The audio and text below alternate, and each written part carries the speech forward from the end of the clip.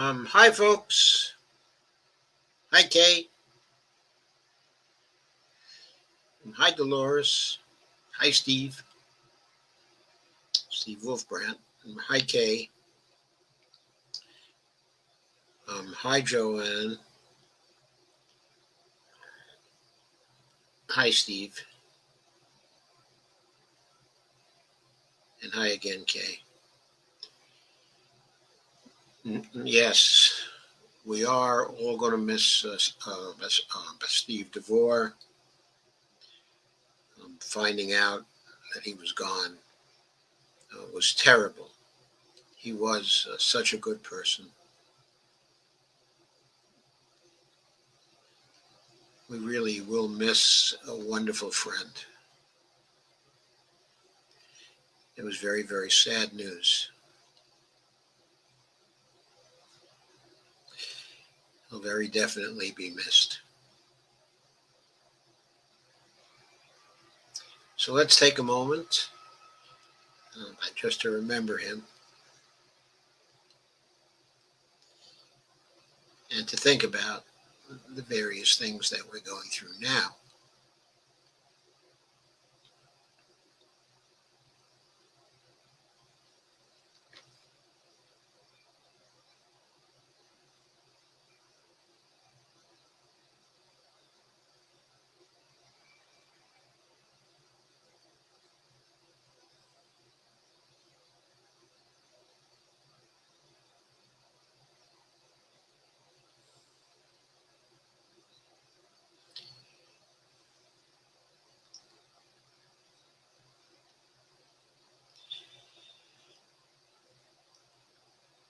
So goodbye, Steve.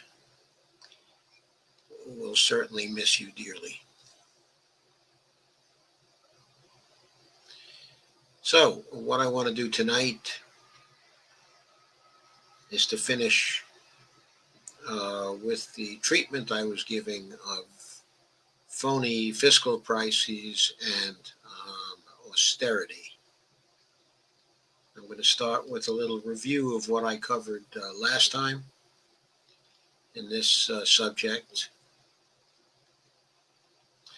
First, I pointed out that so-called fiscal crises, okay, in nations like the United States that are monetarily sovereign, are phony in the sense they're not fiscal at all. They're political crises instead.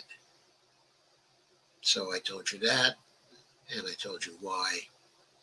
Then I defined the meaning, okay, of monetary sovereignty. I'm not going to go over that again. I'm just trying to recall for you what we covered last time. There are triggers of phony fiscal crises here in the United States. One is the need to pass appropriations or other money bills. The other is approach of debt ceilings when government spending accounts are running low. Then that triggers a phony fiscal crisis. I talked about the dangers of the phony fiscal crisis.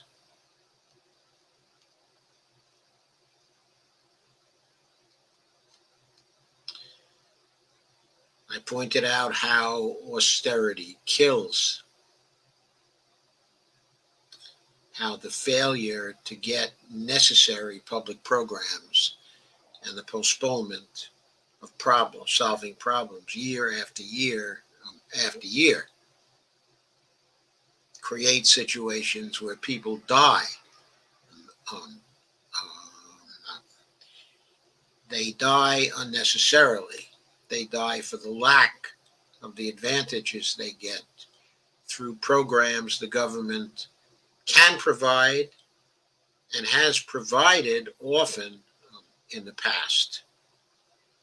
The catalog of problems we have with us now from years and years of neglect by government is just incredible. And then I went over austerity myths, fiscal ideas, memes, and myths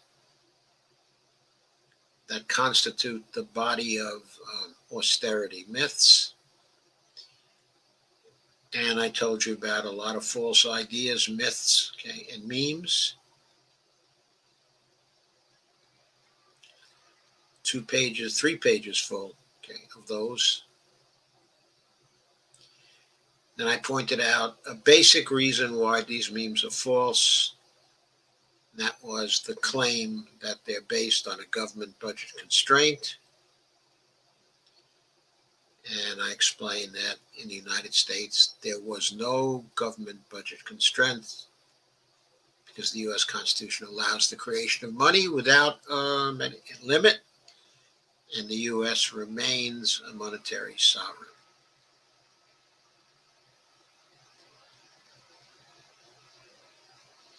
And I went into a more detailed discussion of why there was no government constraint in the United States. And I moved to fiscal sustainability. And I explained that fiscal sustainability could be defined as the extent to which patterns of government deficit spending do not undermine the capability of the government to continue to spend to achieve its public purpose. So it's about not undermining the capability of the government to continue to spend. That's it. You shouldn't be deficit spending in such a way that it undermines the capability of the government to continue to deficit spend. Simple as that. So you shouldn't be spending in such a way that it's going to destroy the legitimacy of the government and cause the overthrow of the government, because if it does that, then of course the government won't be able to continue to spend to achieve its public purpose. Then there's fiscal responsibility, and I define fiscal responsibility as fiscal policy intended to achieve net benefit for public purpose while also maintaining or increasing fiscal sustainability. How can such policy increase or maintain fiscal sustainability? By increasing the legitimacy of the government as a monetary sovereign. What is the net benefit for public purpose? Well, that depends on how people in the United States, in the aggregate, think of the public purpose, and it depends on whether fiscal policy that's actually passed is intended to increase the net benefit for public purpose in the United States. That's where we were. Now I'll continue on with this treatment of austerity. First comes the idea of macroeconomic sectoral balances. It's possible to divide, it's possible to look at the economy in 3 ways. First, you divide it up in sectors. Okay, now the division in sectors is arbitrary to a degree. It's a theoretical decision. Okay, the way it's normally done, okay, in the MMT approach is to look at the government from a macro point of view as involving 3 sectors. I shouldn't say the government, but the economy as 3 sectors. One is a government sector. The other is and that includes both the federal government, the state governments, and the local governments. All the governments that we have are in the government sector. Then there's a domestic non-government sector as well. Those are the businesses, the households, the nonprofit corporations, all the areas that are not in the government sector. The private banks are not in the government sector. The Federal Reserve Bank, at least in the MMT approach, is considered as part of the government sector because it was established by the government as an agent of the government, and because the Board of Governors, okay, is a government agency. It isn't funded by the Congress. It's self-funded, but still, It's established as an agency of the federal government. So,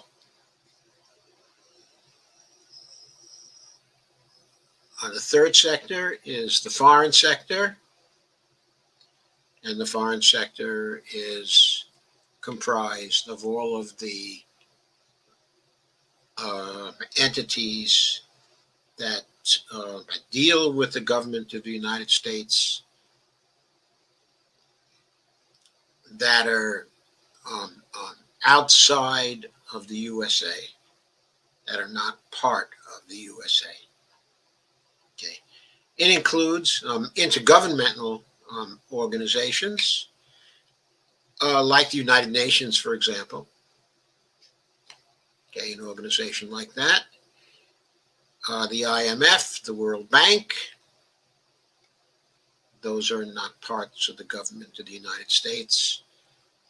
They're not always other nations, but they are part of the foreign sector. Mostly what we look at in the foreign sector is foreign countries, however. That's what we're mostly talking about. So these entities, the government sector, the domestic government sector, and the foreign sector, engage in transactions with one another.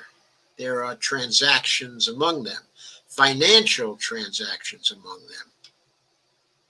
What we're dealing with in the sectoral balances is financial flows. And in particular, when we address the macroeconomic sectoral balances, we're talking about financial flows of US dollars. So there are US dollars that flow from the domestic non-government sector to the government sector, and from the domestic non-government sector to the foreign sector. There are flows that go from the government sector to the domestic non-government sector, and from the government sector to the foreign sector. And there are flows that go from the foreign sector to the domestic non-government sector, and flows that go from the foreign sector to the government sector. So, in any given period of time, there's a finite number of these transactional flows in terms of dollars. There are dollars going back and forth, back and forth, back and forth. Now that's a fixed pie. One sector is gaining, some other sector is losing. One sector is gaining, the other sector, is losing. Third sector is gaining, the third sector is losing. When you put all the gains and losses together, since the flows are finite, it has to be the case that all the gains and all of the losses will total up to zero. I'm not saying zero for each of the sectors. No, in fact, it's different. One sector will gain, some other sector is going to lose. It's impossible for all three sectors to gain at once. And the reason for that is that the total of all the gains would not be zero. It's got to be the case that if the government sector is gaining, at least one of the other two sectors will end up in a negative position. Now, it could be the other sectors will gain in a negative position, will end in a negative position. It could be both of the other two sectors would end up, in a negative position. For example, if 2 units of dollars, let's say 2 trillions of dollars, came into the government sector within a particular period, okay, of time, it might be the case that the domestic non-government sector lost $1 trillion to the government sector, and that the foreign sector lost $1 trillion to the government sector. They both could be negative. Or it could be the case that the foreign sector didn't lose anything, and the domestic non-government sector lost the whole $2 trillion itself. Or it could be some other combination. But it follows from what I've said, okay, it's a matter of logic, that if one of the sectors gains something, at least one of the other sectors, and maybe both, will have to lose something. So that's an important principle to keep in mind. Now, let's think, okay, a little bit more about this. Since the government is the ultimate creator of the high-powered dollars in the economy,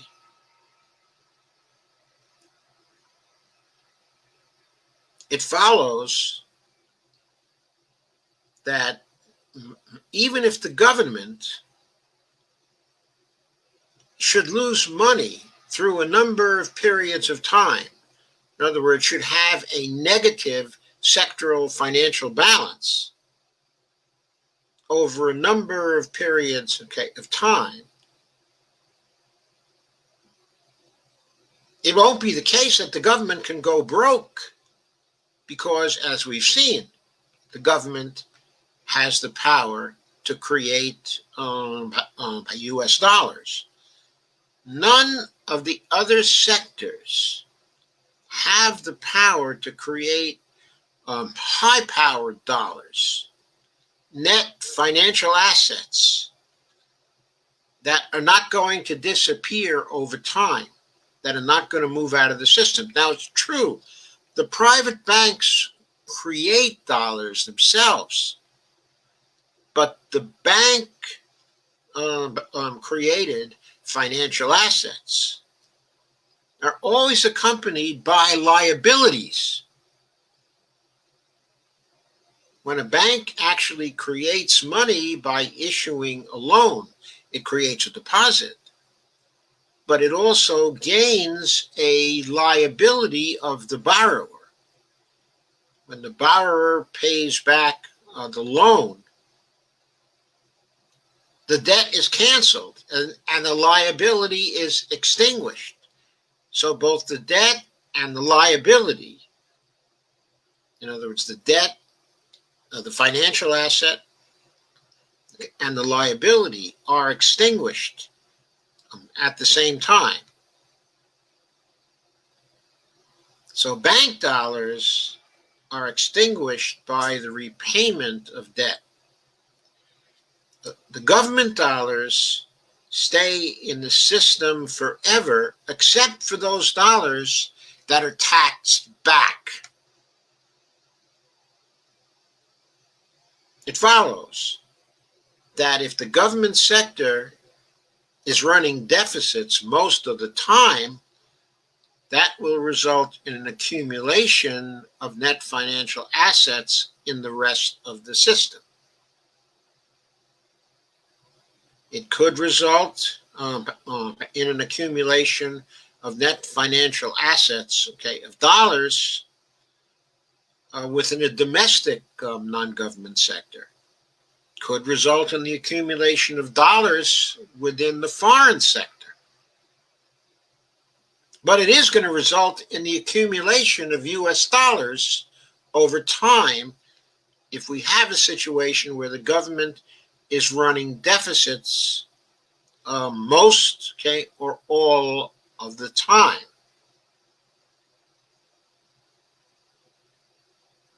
So, if the government does that, it's good for the domestic sector. In In other words, the private sector, okay, and it's good for the foreign sector. Now, the foreign sector will get most of its dollars from the domestic private sector. So, of course, it's important to the foreign sector that the domestic the private sector have a continuous accumulation of dollars. So the foreign sector can continue to milk the cow, as it were. Okay, but of course, in this case, the net financial assets of the non-government sector are not actually produced by the non-government sector. They're produced by the government sector, and they are the deficits that are spent into the non-government sector by the government sector over a period of time.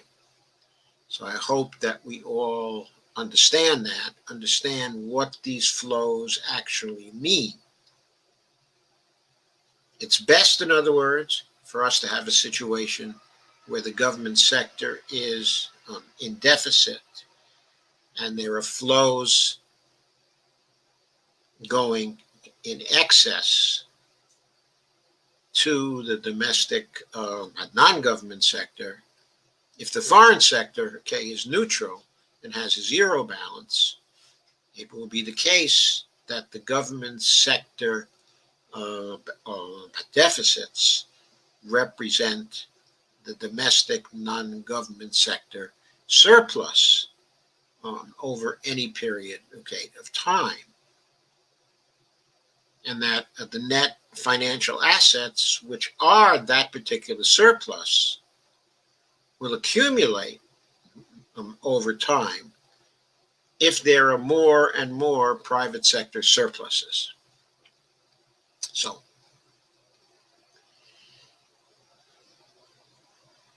So,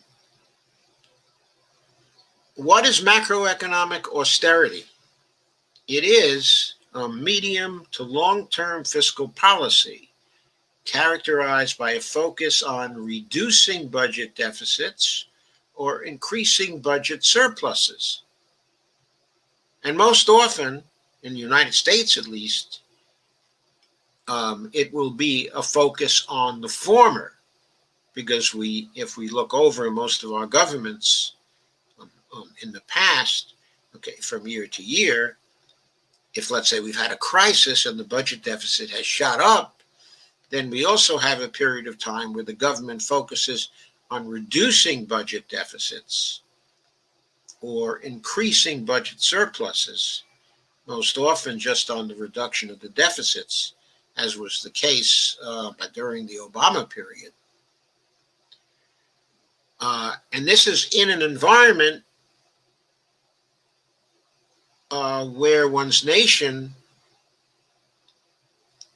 is running trade deficits larger than the government deficits. Now, this was not the case at the beginning of the Obama administration because its budget deficits were so large. But as it reduced the budget deficits continually during the administration, okay, of Obama, our trade deficits got larger and larger until right at the end, they were just about as great as the government deficits were, and they were about to exceed the government deficits.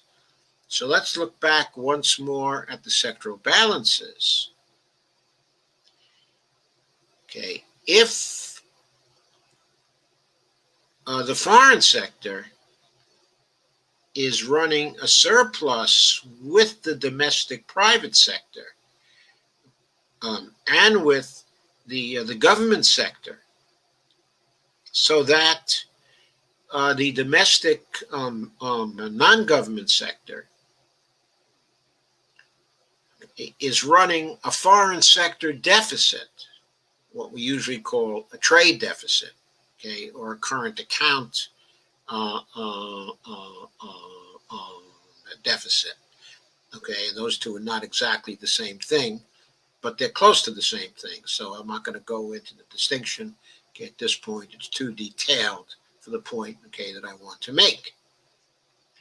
The point, okay, that I want to make here is if the budget deficit to the government is down to 2.5%, then the non-government sector surplus with respect to the government may be 2.5%.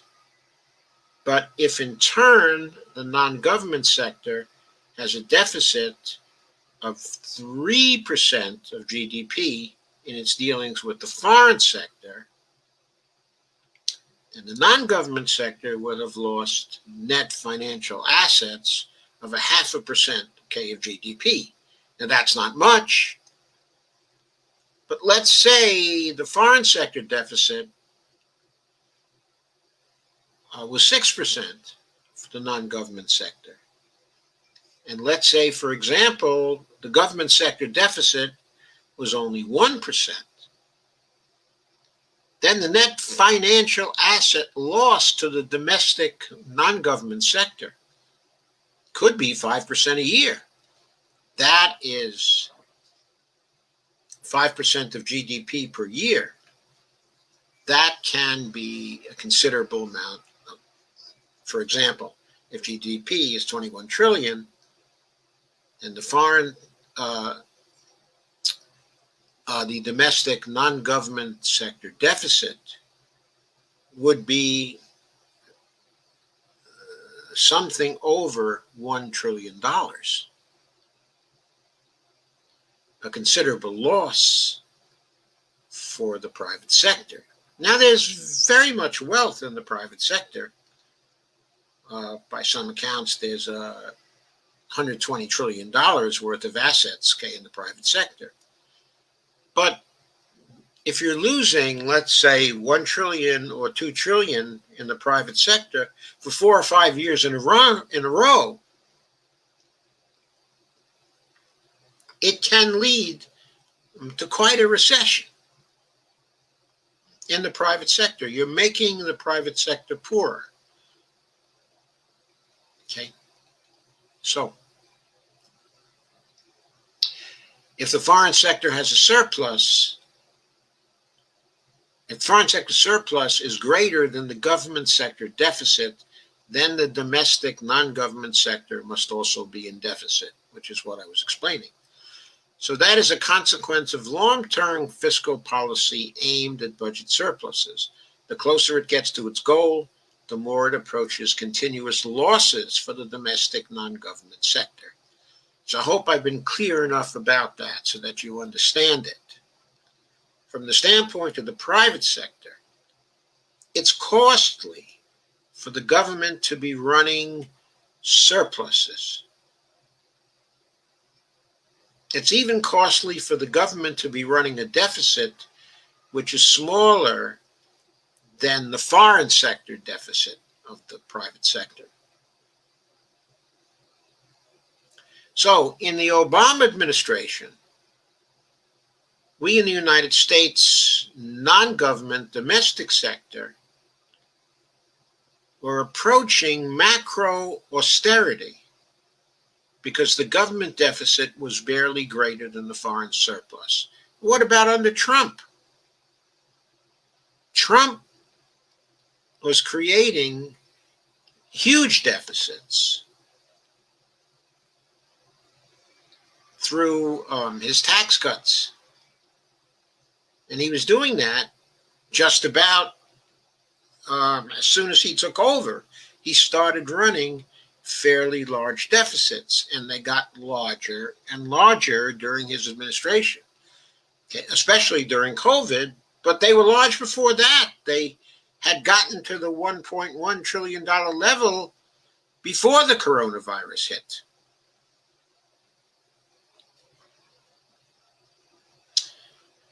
So that meant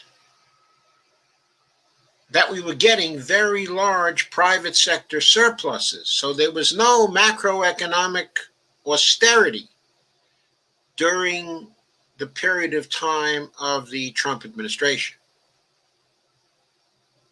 But that doesn't mean that there wasn't any austerity during the Trump administration. There was, and we'll get to the reason for that in just a minute. First, we have to ask, what is a microeconomic sectoral balance?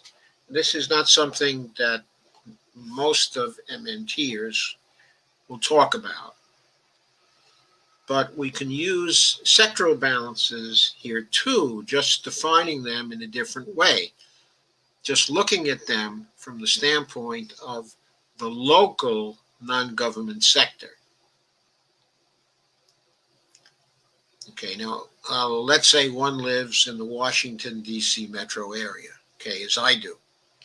We can call that a domestic local non-government sector if we exclude the governmental parts of that particular sector. Okay.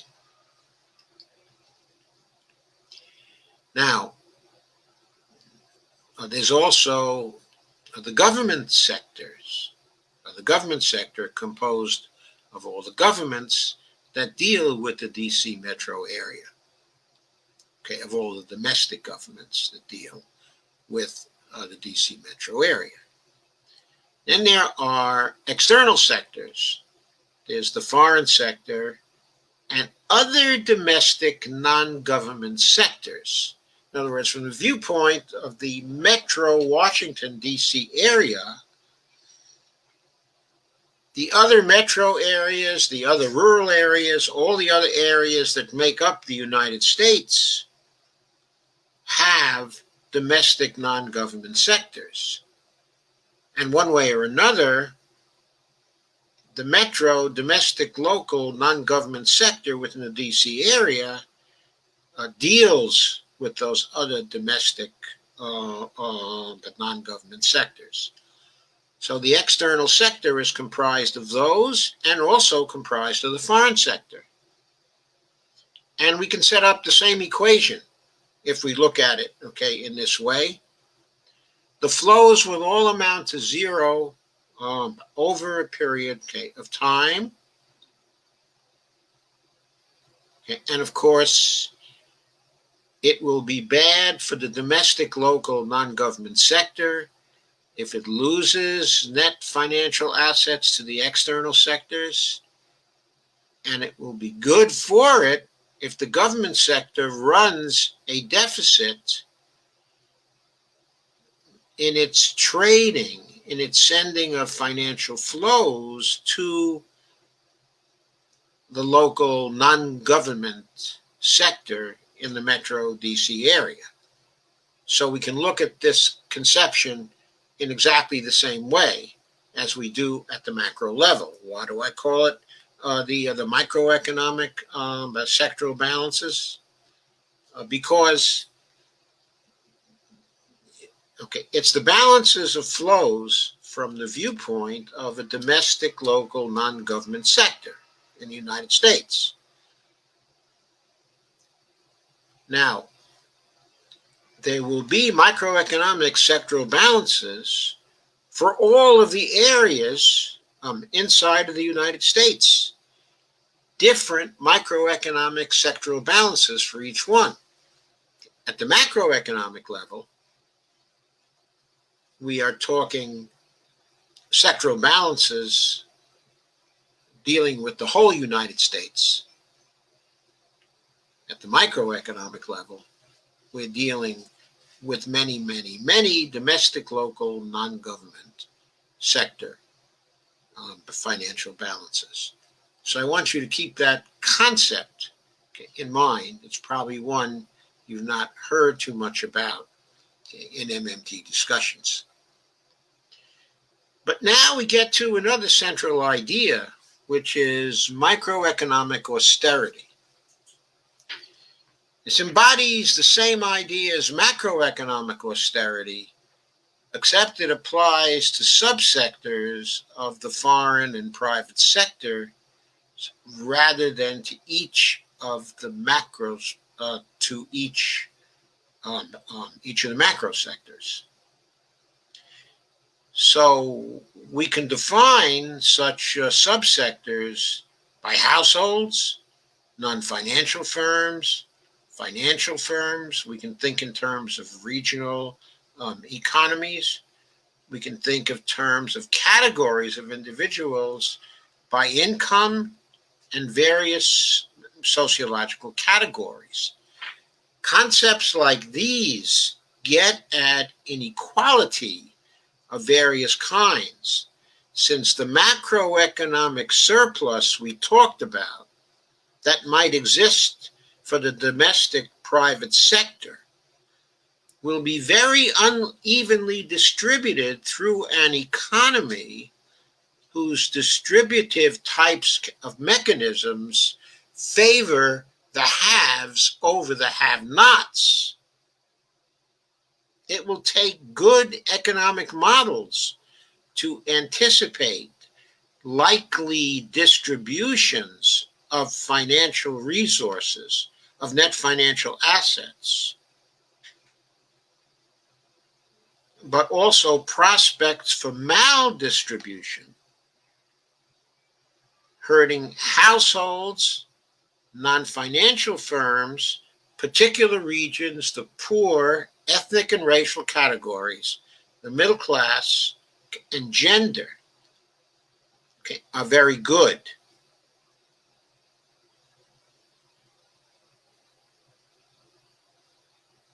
Okay, so we need the good economic models to gauge policy, to evaluate whether the anticipated likely outcomes, okay, of our policies, our macroeconomic policies, we have to be aware of how the distribution of financial assets is likely to distribute,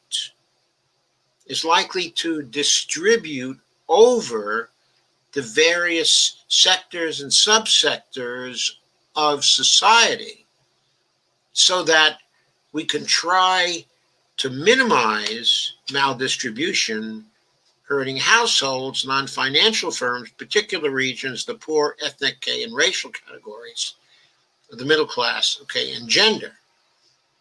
And we have to monitor this because the prospects for maldistribution are very, very good.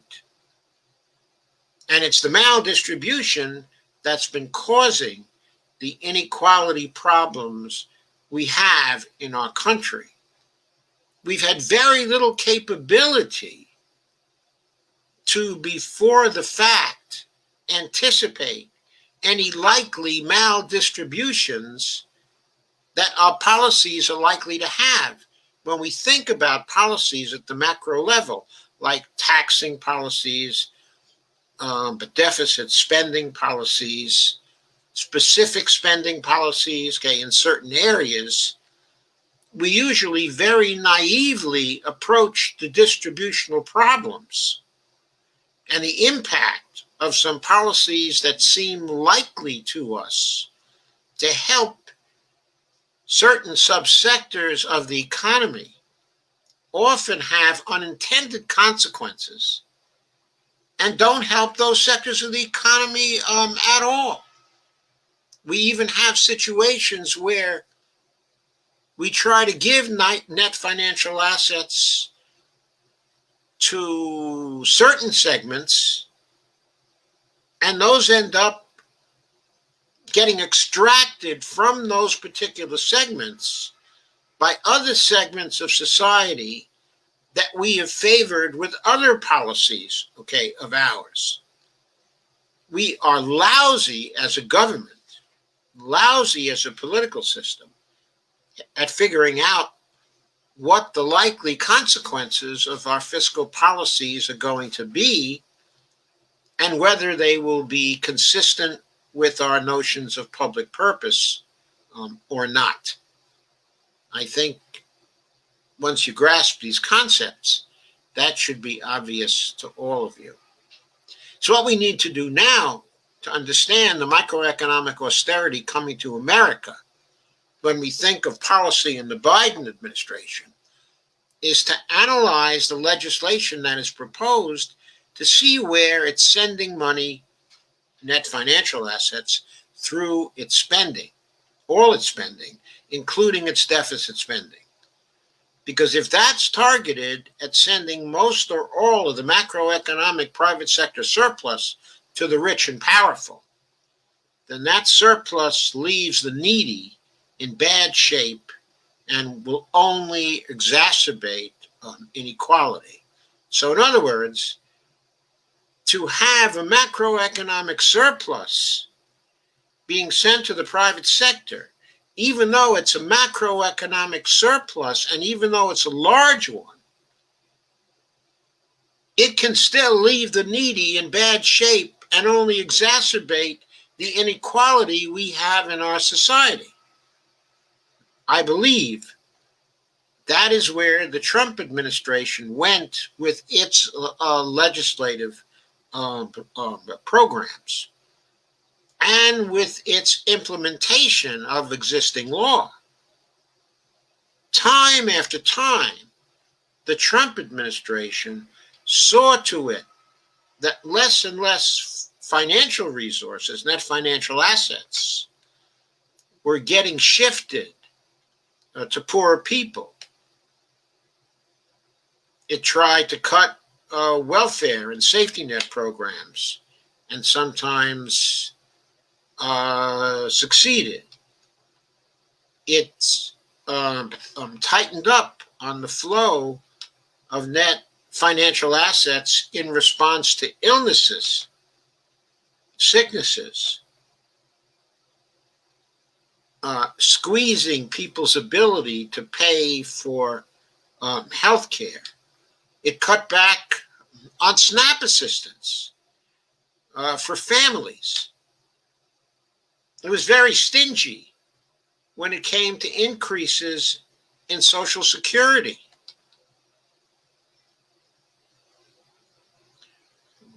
Its policies for the distribution of COVID relief favored large corporations far more than smaller businesses and households. So there was macroeconomic austerity, but there was at the same time severe microeconomic austerity since Trump actually took over. So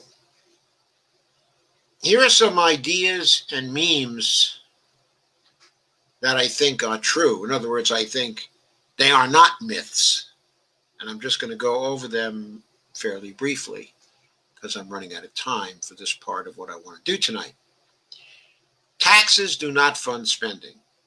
We've all seen this because we know that in the process of settlement, after you pay your taxes and you send that revenue to the government sector, what the Federal Reserve does is when it's settling those tax payments, when it's settling the deposit of those tax payments by the Treasury, it destroys those dollars and creates entirely new dollars for the Treasury to spend. So it's not taxes that fund spending, it's congressional appropriations coupled with the creation of new money by the Federal Reserve that funds federal spending. Next, Congress funds spending and the Treasury is legally obligated to use the tools Congress has given it to force the Federal Reserve to fill the Treasury spending account as required to spend what Congress has funded. Now, of course, there are exceptions to this, and the exceptions occur when we are nearing the debt limits, okay, and the Treasury can no longer use the tool of debt instrument sales to trigger the Federal Reserve to create the new money it needs to complete the spending of appropriations by the Congress. Okay, next idea. A fiat sovereign government cannot be forced to run out of money. It can only decide to run out of money. Like Congress can decide not to raise the debt ceiling, forcing the Treasury spending account to run a lower and lower and lower balance until it doesn't have enough money left to spend the congressional appropriations mandated by the Congress itself. So Congress can trip over its own feet because it's tied its own shoelaces. But that is not something forced on the sovereign government, okay, of the United States. It becomes a product of the ideology that we see in many members of Congress, especially on the Republican side, at least to a greater degree on the Republican side and on the Democratic side. Next, the fiat sovereign government can create whatever amount of money it needs or wants to buy any goods and services that are available for sale or pay any debts due and payable in its own national currency. Next, the government can and does create money all the time when it spends. Next, we may need to cut government spending or raise taxes to maintain or create price stability, but only if we have full employment and inflation has begun. Otherwise, we need to get to full employment and achieve other goals consistent with the public purpose. Now, I'm making an assumption here, and that assumption is that it is part of the public purpose of the United States to have a full employment economy. That's a normative assumption that that's one of the goals that are part of the public purpose. That's my normative theory. Many of you may share it, some of you may not.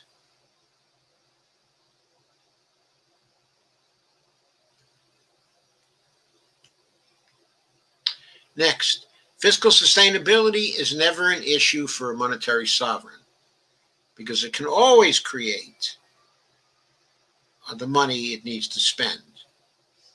In this case, of course, we think of the United States. Fiscal sustainability is never an issue for us because we can always create the money we need to spend based on Article 1, Section 8 of the Constitution.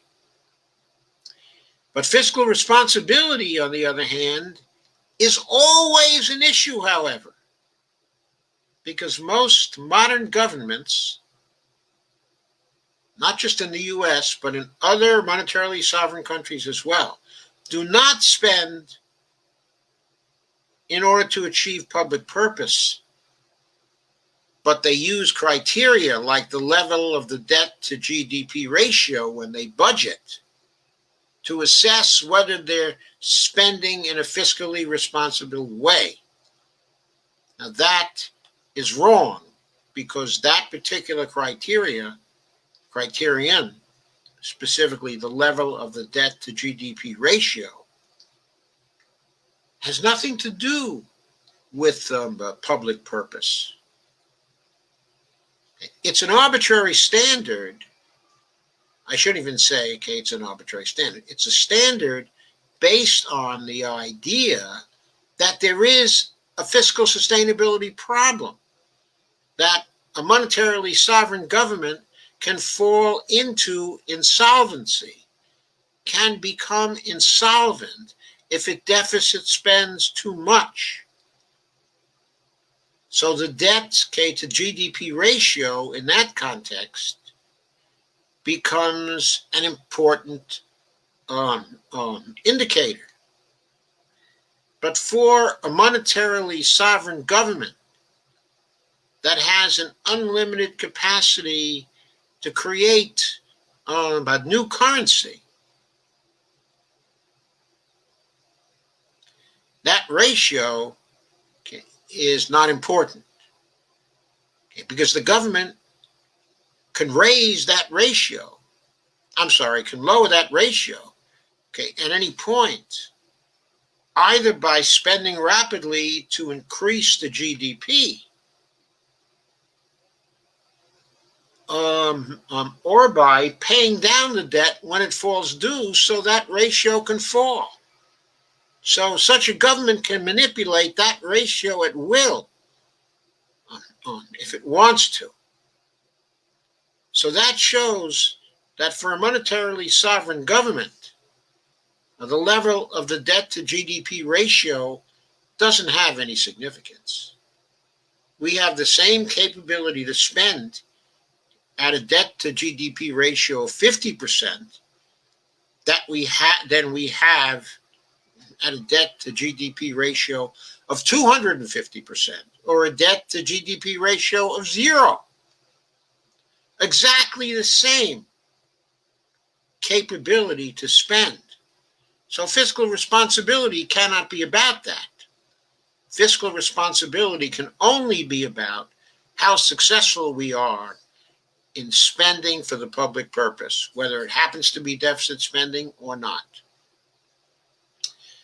Going further, the federal government cannot have a debt financial problem because it is a fiat sovereign, but it can have a deficit problem if it has such a large deficit that causes it to develop a demand pull inflation problem. But such a problem is not a financial problem. It's a problem of a possible real consequence of having too large a deficit over some period of time. Like, for example, having a deficit that's too large over an annual period, okay, of time. Now, we do not necessarily know what too large means.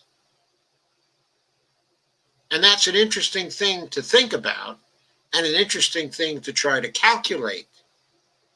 We don't know how large a deficit our economy can absorb without developing a demand pull inflation problem. And the reason for that is that we don't know precisely over a period of time what our productive capacity is. We can estimate that, but we don't know exactly how the economy would adjust if we started at the beginning of the year to pour in heavy deficit spending, increasing the net financial assets of the private sector. We know the private sector would respond by expanding capacity, but we don't know by how much, and we don't know how to calibrate the speed at which we pour in the net financial assets to the likely response of the private sector in producing the goods that would be necessary to have to absorb the new financial assets, new net financial assets that would be coming into the private sector at this time. Anyway, next, the bond markets can't increase government interest rates. Interest rates that are determined by the Fed and coordination with with Treasury spending and issuing savings certificates. Oh, I'm sorry, I'm not saying this right. The bond markets can't increase government interest rates because interest rates are determined by the Federal Reserve in coordination with the Treasury spending and with Treasury issuing saving certificates, otherwise known as debt instruments. Yes, our national debt is composed of saving certificates, very like certificates of deposits you can buy at private banks. These are debt instruments of the federal government. What the federal government does is it takes your money in the settlements Okay. It destroys your money. It gets new financial resources in equal amounts from the Federal Reserve. Or what you get is the debt instrument in your account, and the debt instrument matures over a period of time, and then you get back a return on the interest, and you get back your principal. So the debt instruments are like banks, CDs, that we buy all the time and we think nothing of, even though CDs are technically debt instruments of the banks. Now, Treasury debt instruments are much more secure than bank CDs. Why? Because the banks can go broke. Some go broke each year. They go into bankruptcy. You then might get back the full value of the CD, or you might have to take a haircut. Depends on how large the loss is. But with the Treasury Department, you would never have to take a haircut with respect to the debt instruments you bought from the Treasury Department. The reason why is because the U.S. is a monetary sovereign, and its debts are guaranteed by the Constitution. Now, it's often said that we can't keep adding interest-bearing debt to our credit card. That's not true. What's true is that we can keep adding interest-bearing debts to our credit card if we so desire, if in fact we want to do that. Because we can always use the money-creating power that the government has to repay its debts whenever they fall due. So we can keep increasing the debt instruments we sell. We can keep doing that. Our capability to keep doing that is far greater than any private bank.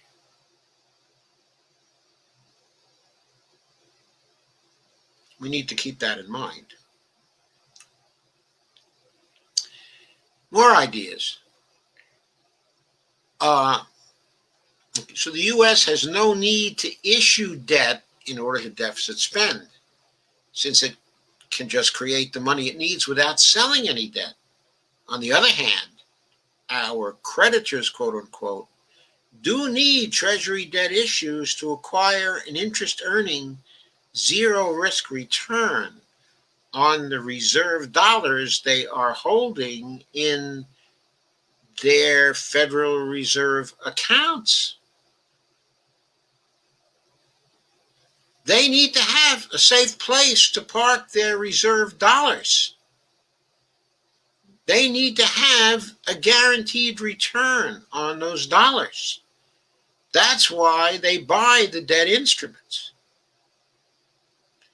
When the holders of dollar reserves buy federal debt, it is just like transferring dollars from one's checking account to a savings account holding term deposits. What's a savings account holding term deposits? Well, a certificate of deposit is a savings account holding term deposits. Or to be more precise, we may have an account at our banks that holds our CDs. We might have more than one. We might have a number of CDs, but that account would be a savings account that is holding term deposits. Now, that's an idea that was emphasized specifically by Warren Mosler. And it's one of the most popular ideas, among the MMTers. It's just like transferring your dollars from your checking account to a savings account. That's all it is. No need to be afraid of that. And looked at it from that perspective, there is no need to be afraid of it. There's also no historical evidence that high public debt levels even, quote, cause, unquote, fewer jobs, much less equal fewer jobs. If you remember, that was one of the myths that we went over earlier. But there's no historical evidence for that. But there's plenty of evidence that fewer jobs come before high debt levels caused by automatic stabilizers, which are designed to inject money into the economy when we have a recession or have a depression. So the idea that it's the debt levels causing fewer jobs, okay, or equal fewer jobs, is directly opposed to the truth that the fewer jobs come first, and then we get the higher debt levels because the automatic stabilizers drive up the deficit. Next, loans create the deposits. It's a favorite saying, okay, of Warren Mosler. But because loans do create the deposits, that means that for the banks involved, they're not going to a loanable funds market to get the funds to lend you money. They're creating the deposits based on the loans they make with you. So there is no loanable funds market and no, quote, crowding out, unquote, of private sector borrowers, which was a favorite claim of the Austerians, of the private sector people who think that federal money is limited to taxing, okay, and to borrowing. One of their favorite things was to say, oh, the banks have all these loanable funds, and when they lend you money, they're digging into these loanable funds, which come from your savings account. That is a myth. The banks create new deposits when they conclude a loan. They create those deposits out of thin air. But those deposits are not money which is permanent. When the borrower pays back the loans, the new money that was created is gone, plus the interest. Well, the interest, okay, that was paid to the bank, that goes into the profits of the bank, into the gross profits of the bank.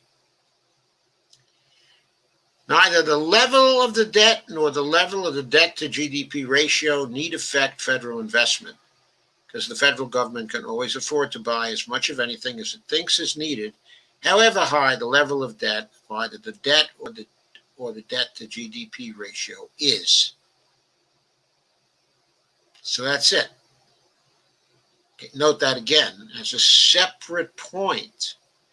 Those levels, okay, the level of the national debt or the level of the debt to GDP ratio, need not have any effect on federal investment.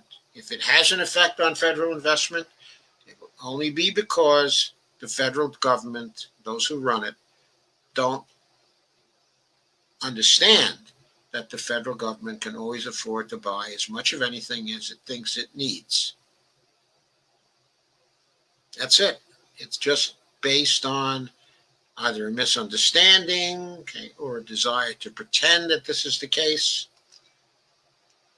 or just, okay, an ideology which incorporates misunderstanding of how the government spends and how the government creates money. Next, for a fiat sovereign, the only way that paying off the debt subject to the limit can be a burden for our grandchildren is if they try to pay off the debt by running budget surpluses, quote, to acquire the funds to pay it off, unquote. That's the only way. It can be a burden only if our grandchildren are stupid enough to try to pay off the debt by running budget surpluses. You don't try to pay off the debt by running budget surpluses. The way you pay off the debt, if you happen to want to do that because it's a political problem, is you pay it off by creating the money to pay it off as it falls due. You pay it off by ordering the Federal Reserve to create the money in the Treasury spending account. In fact, if you ran the surpluses to try to pay it off, you could not, strictly speaking, even do that because the taxes don't fund spending. And also because if you try to do that, the economy will collapse long before the debt is gone because you will have starved the private sector of the net financial assets it needs to have a prosperous private sector. In fact, you will be starving the private sector to such a degree that transactions in the economy will slow down and slow down and slow down till the economy finally collapses.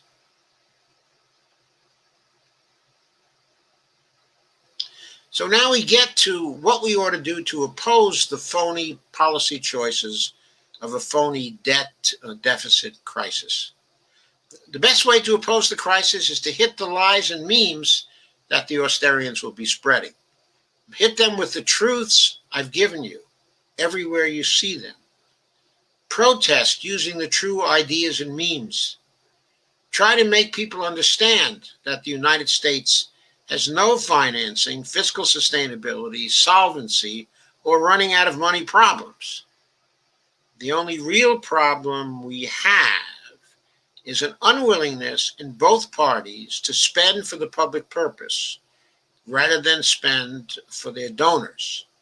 So we have to keep insisting that the government spend for what we think is the public purpose.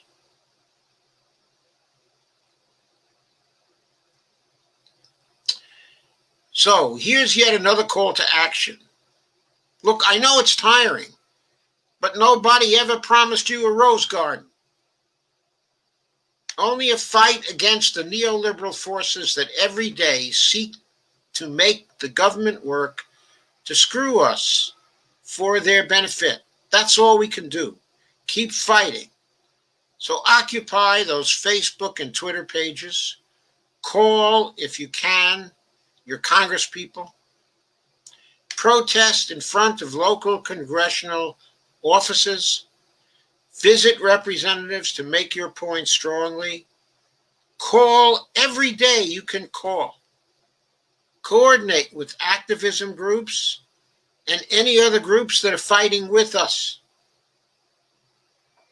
Let's get the politicians and decision makers into a corner where they have to deficit spend on good things, including Medicare for all, the Green New Deal, the job guarantee, and stimulus relief for the COVID-19 health and economic crisis. So that was the formal stuff that I wanted to say today about austerity and the phony crises. But now I want to look at austerity from the standpoint of three recent articles. First, from Common Dreams.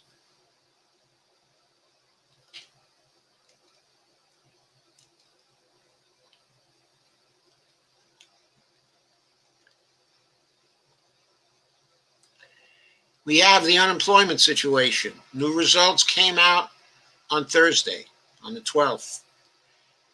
And we have the weekly column by Heidi Shearholtz from the EPI that went into Common Dreams.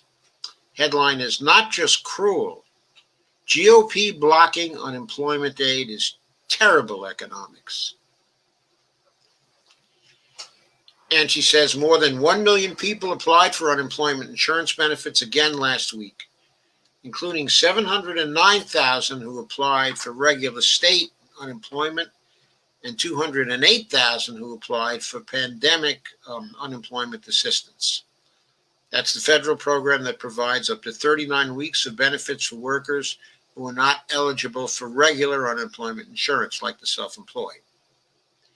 However, without congressional action, the PUA will expire on December 26th. Only what, about 5 or 6 weeks from now. The 1.0 million who applied for UI last week was a decline of 112,000 from the prior week's figures. Yet things haven't quite started to collapse yet from the greater round, from the latest round, okay, of the coronavirus. But you all know things, okay, are devastating with respect to that. I'm going to say a word about that now too, because a word, okay, is necessary. We now have 251,256 total deaths, okay, according to the Worldometer site. In deaths per million, we have risen to 757. We are now ninth in the world, discounting the two very small nations, because Mexico has moved even faster and has caught up and surpassed us. They're now at 759 deaths per million in this grim race. And the United Kingdom has also now surpassed us. They're having a terrible time over there, and they're at 761 deaths per million. There are a whole range of countries that are close to each other, grouped between that 757 million. Okay, well, let's start with actually Bolivia, which is at 753 deaths per million. Then there are, I'm counting Bolivia, 1, 2, 3, 4, 5, 6, 7 nations within shouting distance, starting with Bolivia at 753 and going up to Argentina at 779. Argentina is now fourth in the world, discounting the two very small countries. So we are within shouting distance, okay, of Argentina. They're still moving very fast. But we're within 22 deaths per million, okay, of them in this very grim race. At this point, we don't know how fast we'll catch them or whether we'll catch them. But some of these countries that are in the middle between us and them have slowed down, and we're probably going to surpass them fairly soon. It's serious, folks. Very, very serious. You know, I'm sure, that new cases rose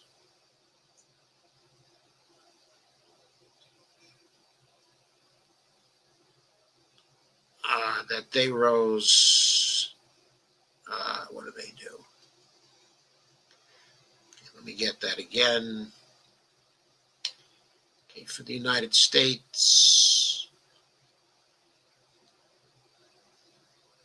they rose to 157,000, 81. But just yesterday, maybe that was actually a fall, because 2 days ago, yeah, it was a fall. 2 days ago, our new cases were at 187,899. Maybe I need to refresh the page for yesterday. Maybe that's not the completely current figure. Let me check that out.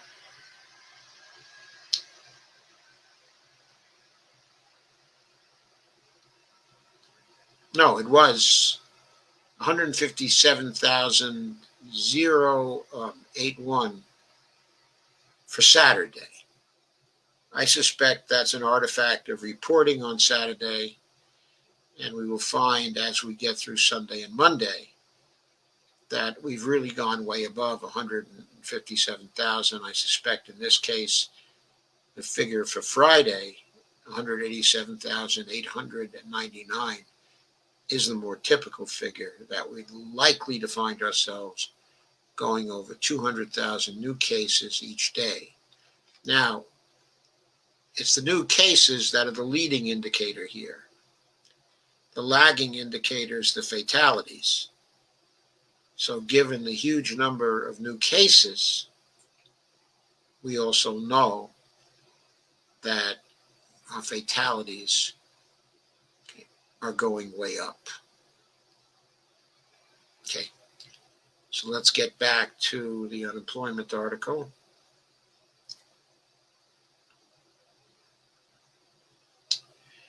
So most states provide, last week was the 34th straight week that the total initial claims were far greater than the worst week of the recession of 2008, 2009, the Great Recession, so-called.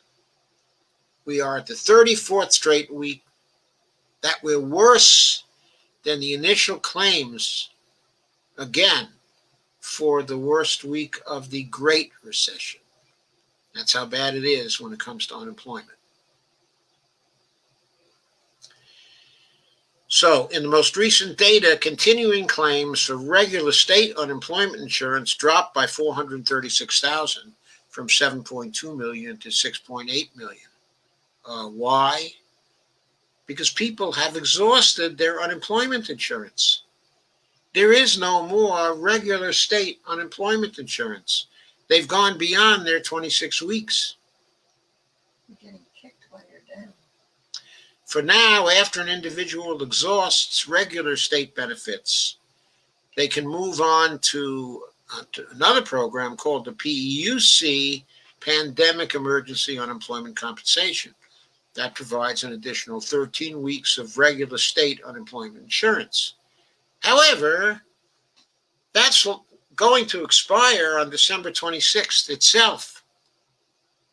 So that won't give, if someone has newly applied or has just exhausted their 26 weeks, they're not going to get 13 additional weeks. They're only going to get 6 weeks or so before the help expires on December 26th. So, okay, I can go on with this, but the basic point is these programs are about to run out. Now, the $600 increase ran out long ago. The plus up, so-called, ran out at the end of July. Now we're just talking about the continuation and availability of unemployment insurance benefits at the state level.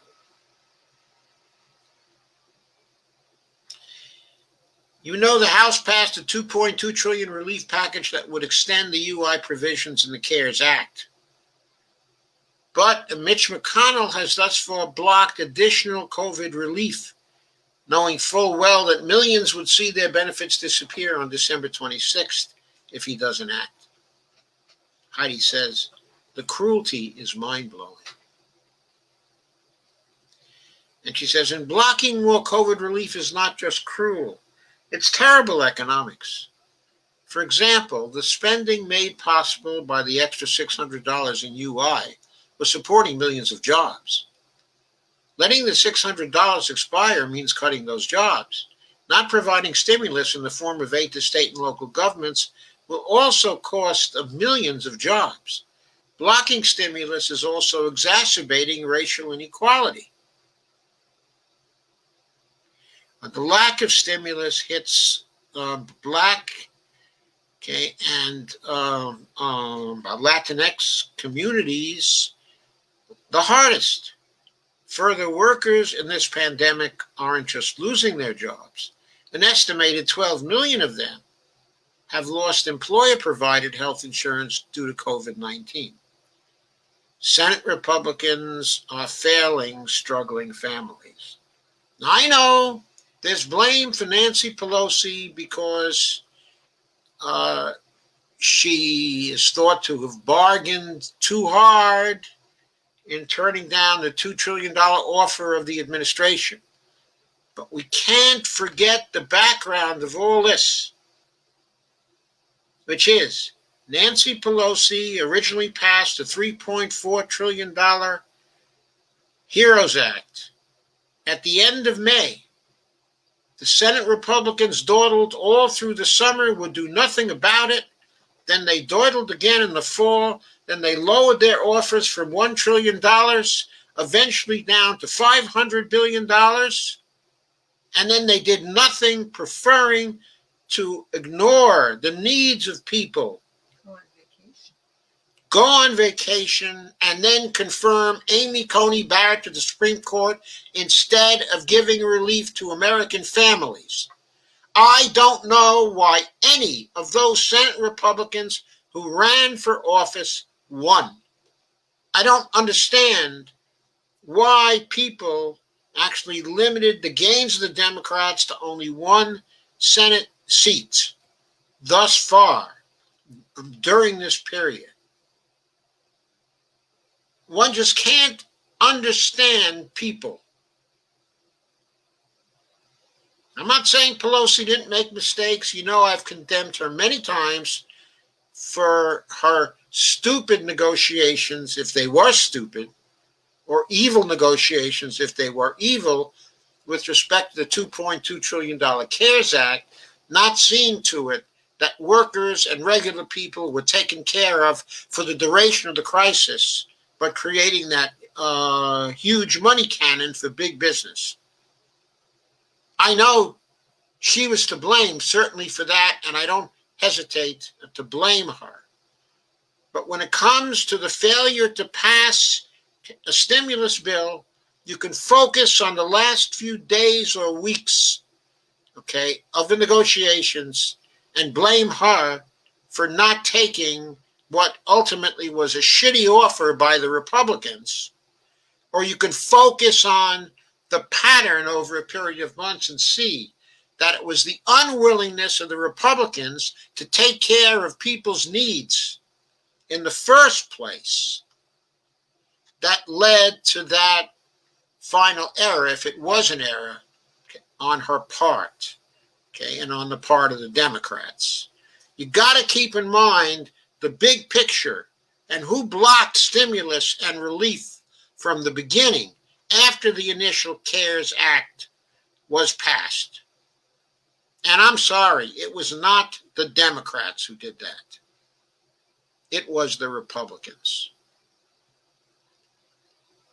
Yeah, neoliberal Democrats suck, and Nancy Pelosi suck. They all suck.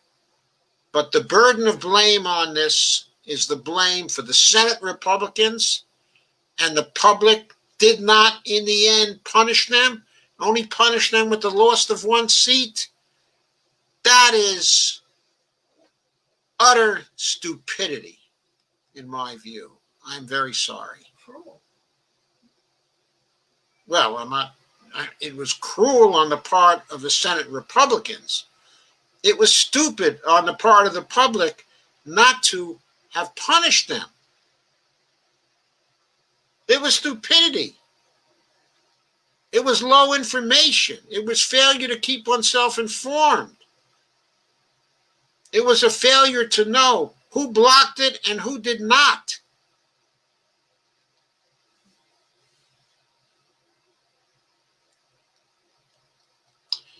Now, here are some remedies.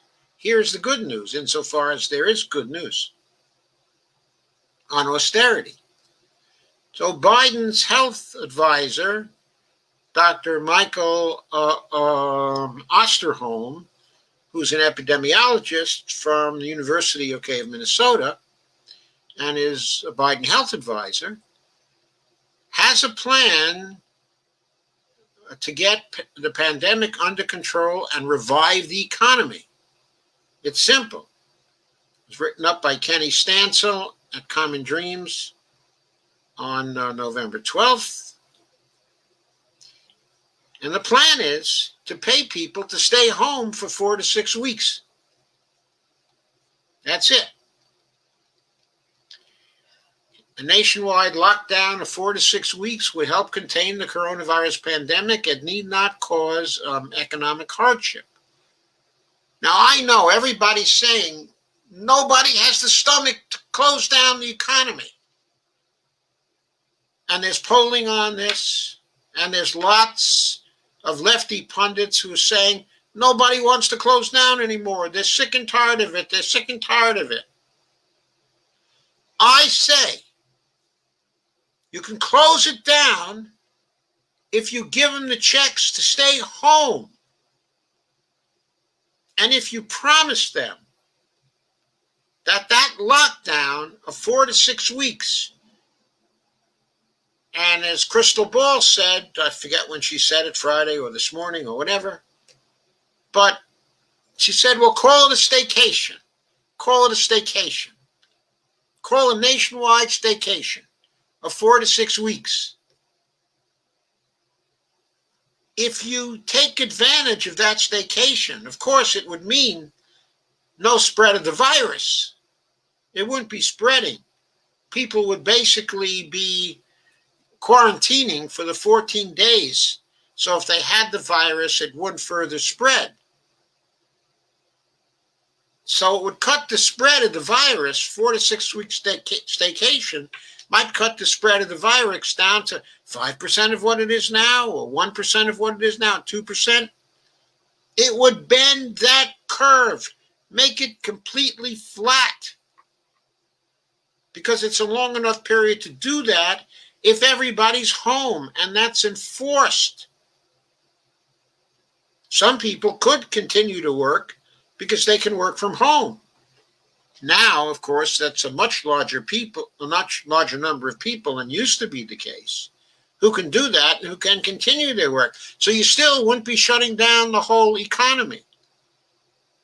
But for the rest of the economy, if you pay the people, they're okay. They'd be all right with it.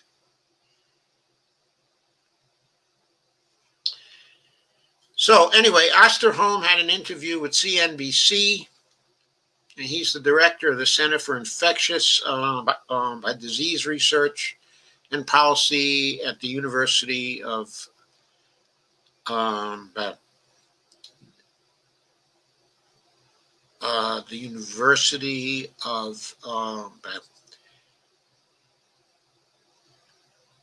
Minnesota, and a member of Biden's coronavirus advisory board. He acknowledged that people have clashing interpretations of the meaning and consequences of a lockdown. He said it's a false notion to keep the economy going versus COVID. He said when COVID is running out of control, the economy is going to be suffering mightily. So the things we have to do to get COVID under control will ultimately affect the economy in a positive way. Then he says, look no further than Asia, which has done a remarkable job of bringing these cases under control. And look what's happening to their economy. I'd be more specific, of course, and I'd say, look at Taiwan. 0.3 of a fatality per million. If we were like Taiwan, we would only have 99 deaths now in the United States. 99 fatalities, rather than 251,000 fatalities. And we know that's probably an underestimate from 75 to 100,000. Or if we were like New Zealand, if we were like them, 5 deaths per million, what would we have? 1,600 or 1,700 deaths compared again to 251,000? I'd take New Zealand any day compared to what we have now. They're not even in Asia. So look, there are lots of successful nations out there, far more than we. They did it by shutting down when they had to shut down, by testing, by contact tracing, by quarantining when they had to quarantine, and their economies are now working at full speed. Nothing's happening with those economies, and that's been true for months and months now. We have to face it. We screwed up. We have to go back to the beginning and unscrew this. Osterholm is right. We have the monetary sovereign power to do this, to pay people, to take whatever financial hits the government has to take. Because remember, for the government, it's not a financial hit. It doesn't matter how big the debt gets, how the debt level gets, or we could pay for it by not selling debt. I shouldn't say we could pay for it. We could get the money in the Treasury spending account by not selling debt. Congress could just order the Fed to put it there. And the capacity to do that is always there with Congress, based on the Constitution. So we can shut down the economy for the 4 to 6 weeks that would pretty much kill the virus to a low level, and get it at a low enough level that with contact tracing, testing, and quarantining, we could contain it at a low level while waiting for the vaccines to come online. If we did this in early January, the likelihood is that vaccines would be ready for distribution. I should say, if we did this as soon as a new president was inaugurated, because Trump will never do it. But if we wait for Biden and legislation was passed to do this at the end of January, by the middle of March, we could be done with the lockdown. Everything could be opening up. Lots of vaccine might be ready for distribution even by then, but even if it were 2 months later, by the middle of April,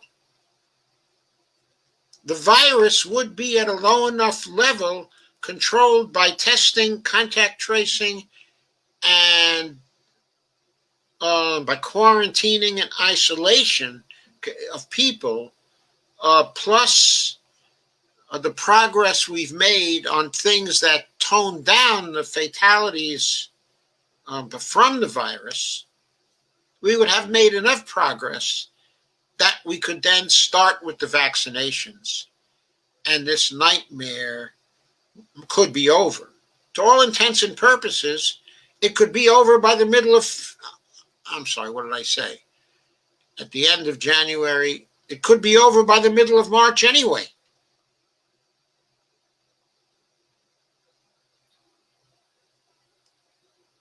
This is what we need to do.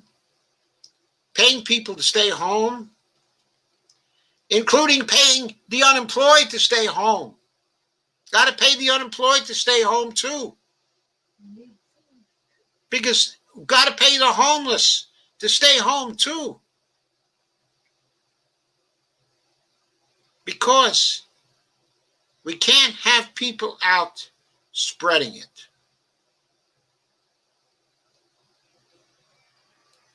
So I think Osterholm is right. He's talking about spending what's necessary to get the economy going again. Because let's face it, what's necessary to get the economy going again is really dampening down COVID to a low enough level for the economy to operate. That's what we should have done at the beginning. If we had done this, if Trump had done this, if he had done this when he'd learned from Xi Jinping that it was serious in February, and he had shut things down as soon as it started getting out of control, like by the end of February,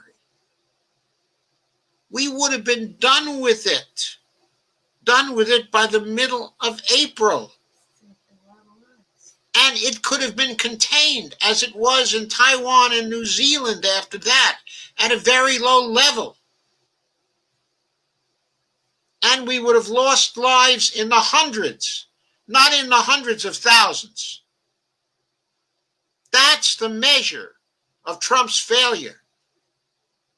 But it can also be the measure of Biden's success if he follows this advice from Dr. Osterholm. Then, of course, that means no austerity. Austerity is not compatible with that. Not compatible. We will have, should have, the deficit spending that we need to handle this virus and to handle the consequential economic crisis that it has caused. And by the way, so much of the economy is damaged now that one of the things Biden will have to do to get it going again is to pass immediately a federal job guarantee and a basic income for people to make sure that when the economy starts up again, that people have additional sums to take care of debts that have been built up and that they have jobs to go to, valuable jobs in rebuilding their communities at a living wage with good fringe benefits. If he has a brain in his head, he'll do that too. And that's not austerity. Anyway, Dave Dayen, a picture of a cannon. Slice the money cannon into money for the people, says Dave. That was on November 12th. He goes into the unemployment and he talks about everything that's due to expire at the end of the year. We went over that in the Heidi Shearholtz post.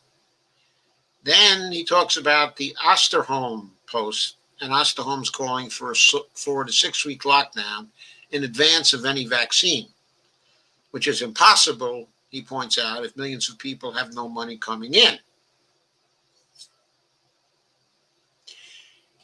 He said the government could pay out the lost income from another lockdown and pay state and local governments for their lost revenue, which must be done anyway to avoid crippling austerity from the existing shortfall.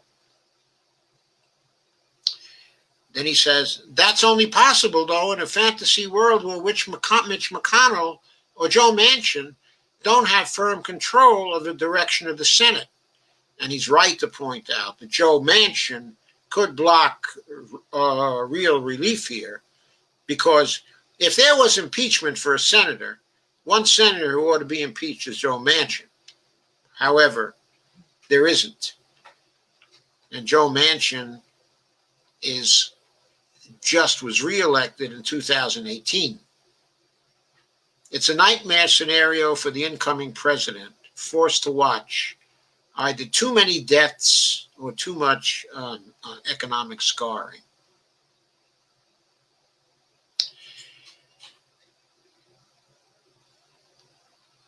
And Dave says, after some early noises, it doesn't look like Senator McConnell has any interest in a lame duck stimulus package. Certainly the Trump White House is checked out, so there's no pressure from that side.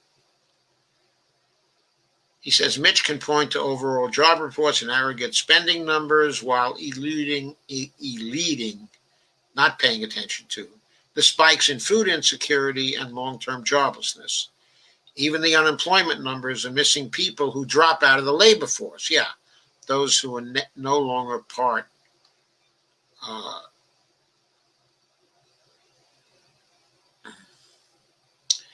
what we call the disemployed here. Into this mix comes the $4.5 trillion Federal Reserve money cannon authorizing CARES. This has already dropped lavish dividends on the investor class by creating a backstop for asset prices. The money cannon pushed them upwards. The latest Institute for Policy Studies reporting finds just the top 644 billionaires have made $931 billion since roughly the passage of the CARES Act.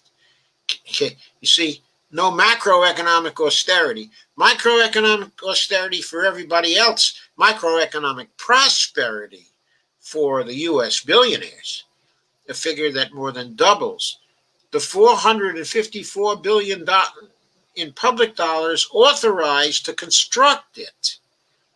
But none of that was spent.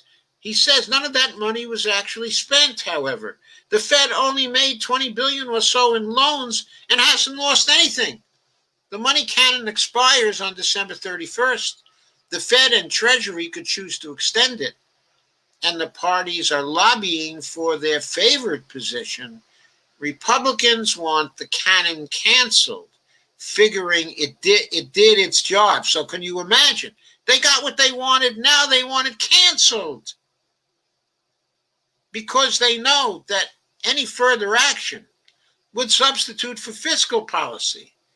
And they don't want to have any fiscal policy that's going to benefit people. Democrats want an extension, hoping that a new regime at Treasury and Fed would use the cannon in creative ways that really does help the city governments. For example, Wall Street backers are pitching an extension too, but just to keep the cannon parked in case it's ever needed again. He said, I covered some of this on Tuesday. Then he says, there's a third way, if you'll pardon the expression, because he doesn't like the third way Democrats. Cancel the cannon, but plow the $454 billion into fiscal relief. The cannon can become a pay-for, an offset to new spending. Lightly used credit facilities could be tailored to help state and local governments or small businesses. But you know what could really help them? Fiscal grants. The money cannon could be sliced up, in other words, into money for the people. This is a significant chunk of funding that can do much more than being parked offshore to give investors confidence. If you use it as a pay-for, you shrink the budgetary cost of stimulus without shrinking the effectiveness. Senator McConnell is willing to do a $500 billion bill, so adding the $454 billion from the cannon would come close to doubling it. And the stronger economy that would result would soothe investors. Nobody really loses here unless this path isn't taken and nearly $500 billion in appropriated funds just vanish when there's a severe need in the population. So, that's what Dave wants to do. And that is a very good thing to have done. I think, though, what should be considered is also using the $454 billion as it was originally intended. If there has been, he says there has been roughly 20 billion of it used, then there's 434 billion that's left. If you use it as loans to state and local government, you can do loans at nearly zero interest, and you put it up there for state, and local governments, then they can share in a pot of loan money that would be 4.34 trillion. You could also have loans to small businesses on condition they keep all of their employees on payroll for the duration of the crisis. And later on, the Fed and the Treasury working together could forgive those loans. Now remember, those loans could become grants over a period of time by rolling the loans, as was previously suggested, actually right in Dave's column, and was also suggested by some of the MMTers, as well.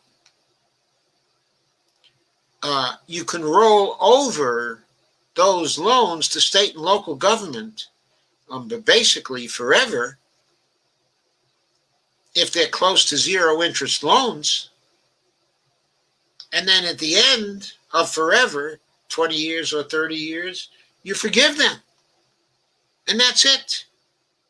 And they're like grants. You can create this. So there's the equivalent of $4.34 trillion worth of grants. I mean, plus, you could even give, if the Fed wants to, it could establish accounts for individual Americans at the Fed and lend Americans the money they need to get through the crisis at very close to zero interest, and let them roll over these loans basically forever until the loans are finally forgiven and become grants. None of this is beyond the power of the federal government. And the Treasury and the Fed are in a position to use the money cannon in this way, I believe, without action by the Congress at this point. So, this is what could be done by using the monetary sovereign status of the federal government and the inherent power of the Fed and the Treasury working together under existing law. They have it within their power to end austerity, end microeconomic austerity.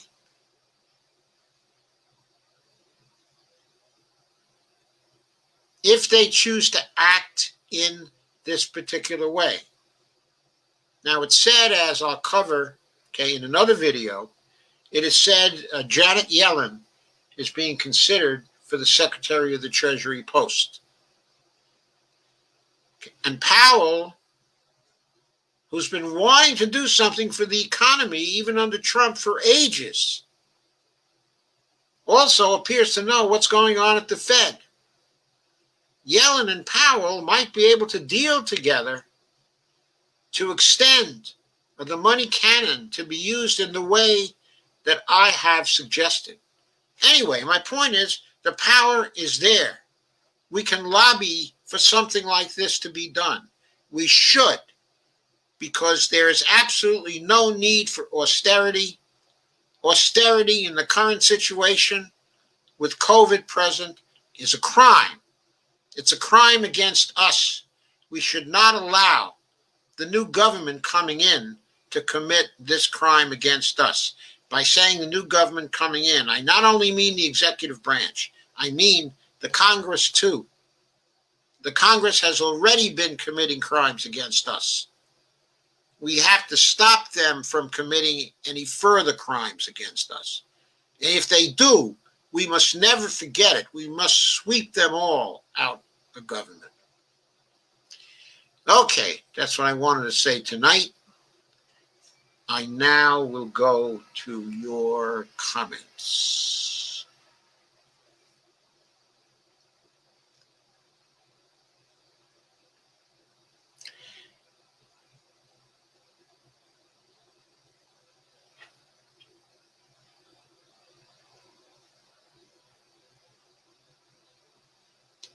And Joanne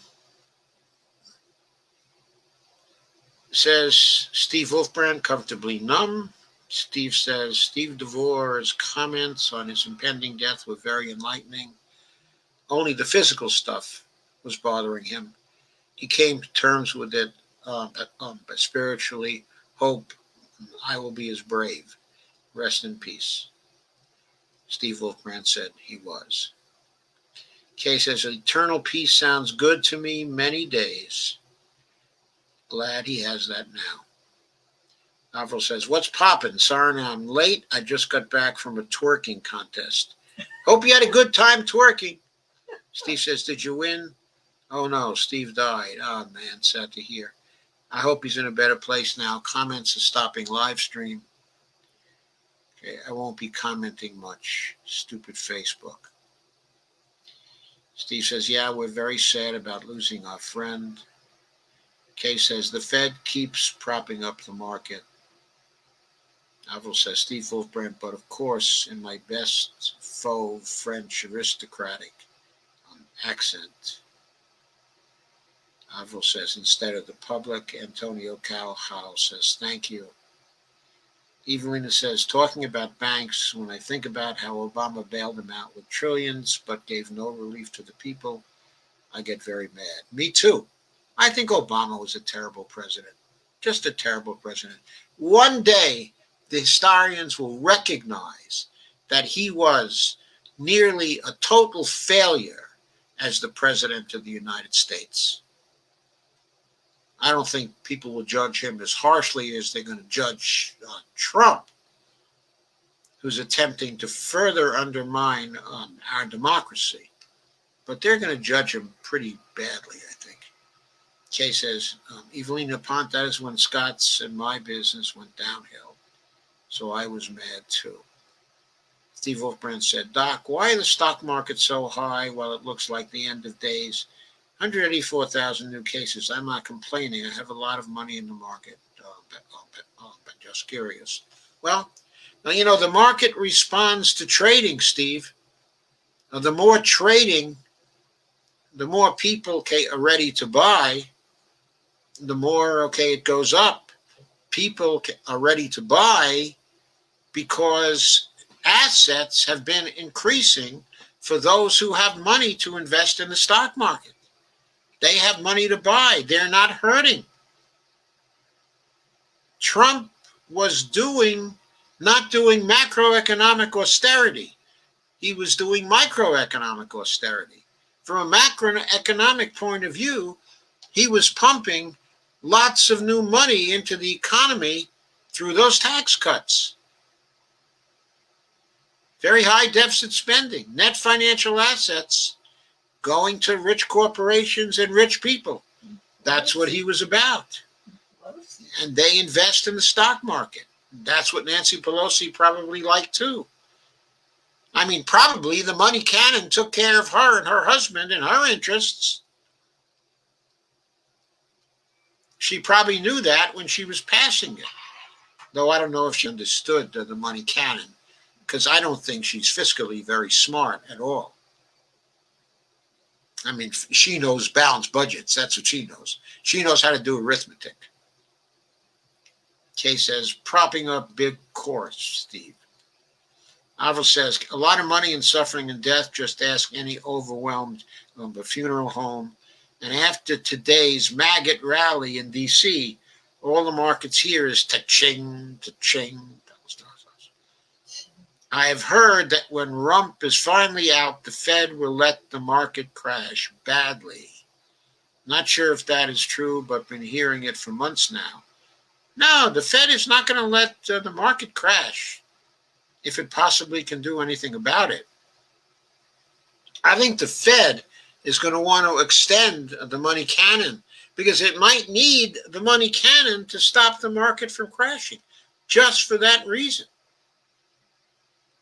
So maybe the Fed and the Treasury will be able to get the market extended. And let me tell you something else. Secretary Mnuchin is not something who wants the market to crash. Trump be damned. He can very well cut his own deal with the Treasury to renew the money cannon before the end of September, while Trump's not looking. It may not matter what the senators want, because the Republicans by themselves are not going to be able to stop the Treasury and the Fed from extending the money cannon. That's up to the Treasury and the Fed. That was what was in the CARES Act. It gave them the option to extend it. Congress cannot pass new legislation to block that now because Democrats in the House aren't going to go along with it. And of course, what what Mitch is mainly able to do with his power and control of the Senate is to block things. He can't get anything further that he wants. Avil says that's absurd. Kay says, I guess we'll soon see. Avil says, no, we won't, because that's not going to happen. Kay says, you don't know what is going to happen. Avil says, yes, I do, because the markets pay the politicians. Steve says, Doc should be head of the Federal Reserve Board. Actually, I think head of the Federal Reserve Board should be Warren Mosler. He'd be a great head of the Federal Reserve Board. Kay says, exactly why they may crash.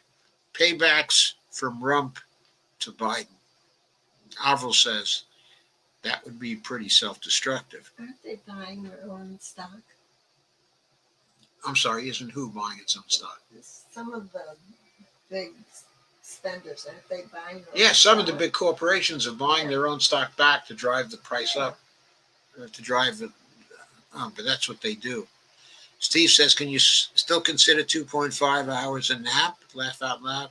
Sure you can. It's just a long nap. Kay says, not to Rump. Avil says, petty.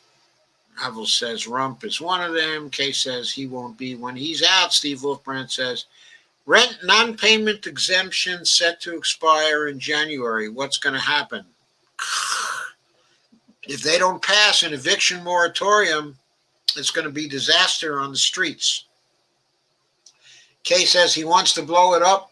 He wants to blow it all up on his way out, probably. That was one of the reasons why people should never have voted for him. They never should have voted for him. Alva says, not when it comes to his investments in stocks. Kay says, not arguing with you again, Avro, you know it all. Alva says, not saying I know it all, but I have sense. Evelina says, in a very hot climate, naps at midday are worked into the schedule. Siesta, siesta. Kay says, I wish I was a napper. Evelina says, I was in a town like weird. I think what they were doing in siestas was they were having nooners rather than nappers. But that's another. Evelina says, I was in a town like weird when you're the only one in the shade at the plaza. Kay says, I bet, laugh out loud. Steve Gonzo says, I used to be a night owl till I became disabled. Now I'm up and down day and night. I no longer have any sense of time. Kay says, Steve, I always feel worse after a nap than when I lay down. Evelina says, yeah, waiting for something to open. Kay says, do you like it there, Evelina? Steve Gonzo says, doctors don't understand spinal injuries. Steve says, rest in peace, Tokyo. Evelina says, it's not where I live in a noisy city. It's a place in the Sierras. Kay says, no, they don't, Steve. Have had spinal problems since I was about 40 from driving a delivery truck. Rick Maynard says, join author, academic, and economist Stephanie Kelton in conversation with the Australia Institute's chief economist, Richard Dennis, for a discussion of a new book, The Deficit Myth, which explains modern monetary theory, MMT, and the critical role of deficit spending. Yes, you can join her, but you can also join me in the 9 of my YouTubes that exhaustively went through her book and also commented on her book in detail as well. Remember, those 9 YouTubes are out there, and you can get them. Evelina says, does Steve Gonzo know what Tokyo means? He probably does if his surname is Gonzalez. And Evelina says, Esteban is Stephen in Spanish. Steve Wolfbrand says, a lot of Tokeos here, laugh out loud. Evelina says, nice name. Steve Gonzo says, but Tokeo, is a worm involved? But laugh out loud. I know Google Spanish, P twins.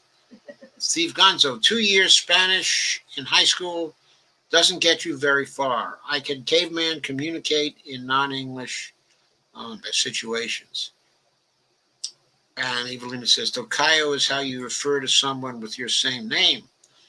Evelina laughs out loud. Evelina says, there you go, Steve, twins. Steve Wolfbrand said it's a Spanish word for people that have the same first name. Tocayos. Females are tocayas. Spanish is a beautiful language, so is French. And Steve Guanzo said, but did you org mean like, quote, pain twins, unquote? Kay says, big banks here won't loan money to Rump. Yeah, he's got to go back to Deutsche Bank again. I don't know if they'll give him any money this time. Evelina says, maybe Steve Wolfbrand can be a pain, laugh out loud. Evelina says, just kidding, Steve W. Avril says, they have already done so.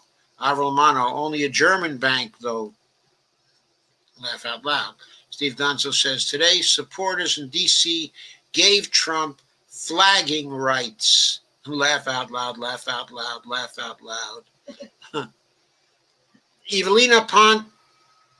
Avril said to Evelina Pont, and they want their money now. Don't worry, stupid maggots, will give it to him. Kay says, there were thousands there too, Steve. Yeah, I understand it was estimated about 10,000 people. Nowhere near 1 million, though, Steve Gonzo says. That's right. Very true. 10,000 people is a pathetic protest, a pathetic demonstration. Just wanted to make that clear. Kay says, I live in low-brain redneck trailer park. Laugh out loud. None of them get it. Evelina Pont says, the pressure is on Dr. Joe. Biden may work himself into a corner if he doesn't let up.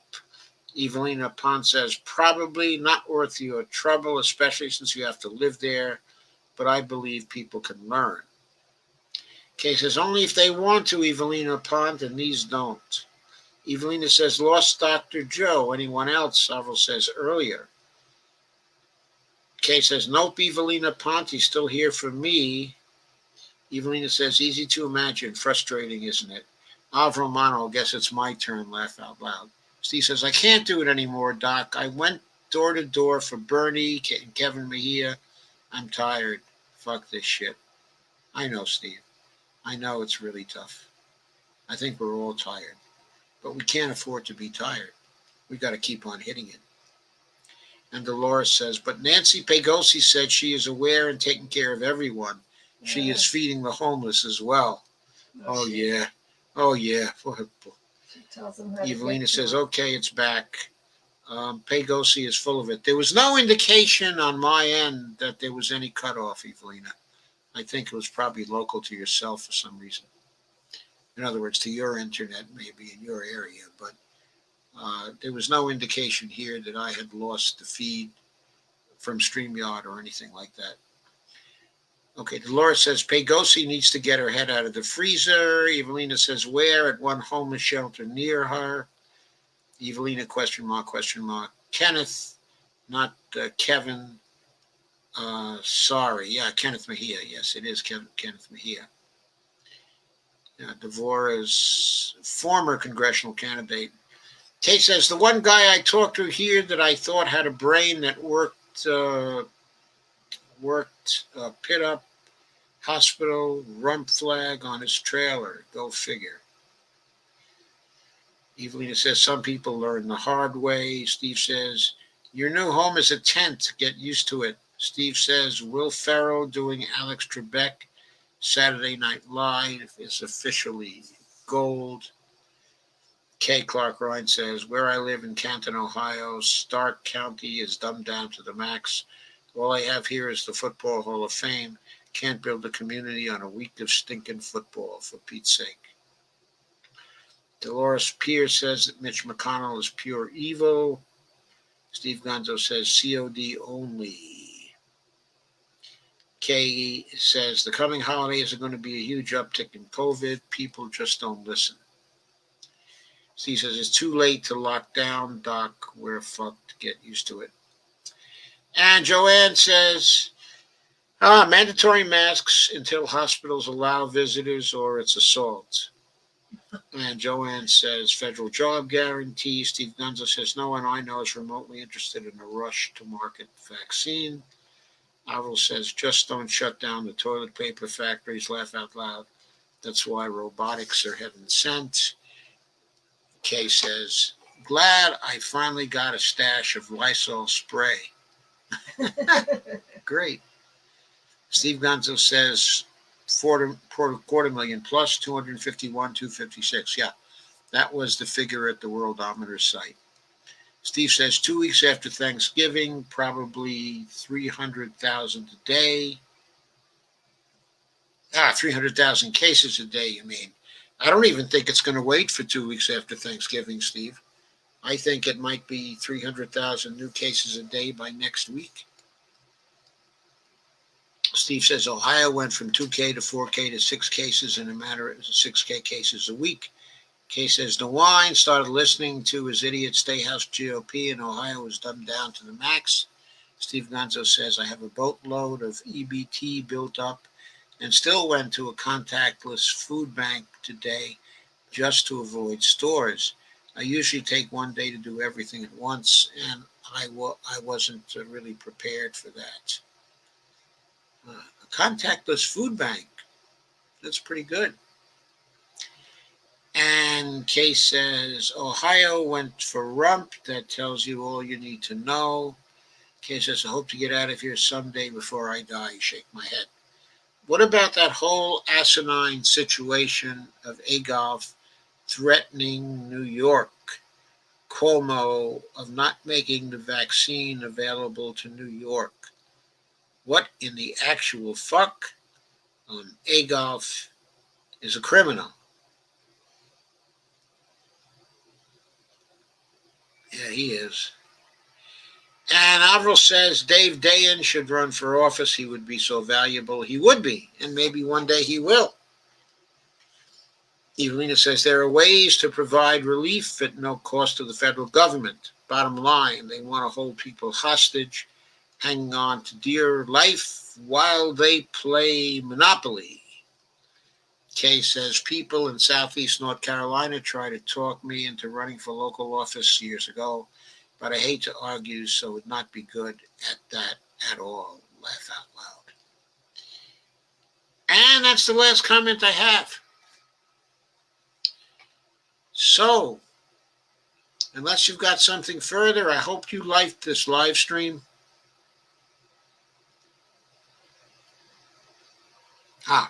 Evelina says, there are ways to provide relief at no cost to the federal government. Bottom line, they want to hold people hostage, hanging on to dear life while they play Monopoly.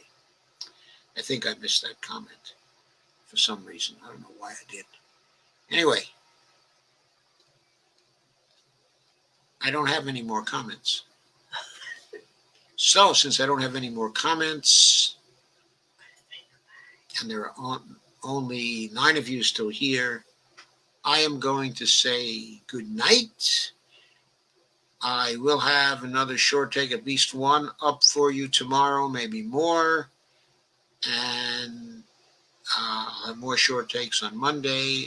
And I'll see you again for a regular live stream on Tuesday. Meanwhile, have a good weekend. Stay safe. Stay safe, everybody. We've lost one of ours. We don't want to lose any more. We love you too, Kay. And you too, Joanne. You too, Dolores. Good night, everybody.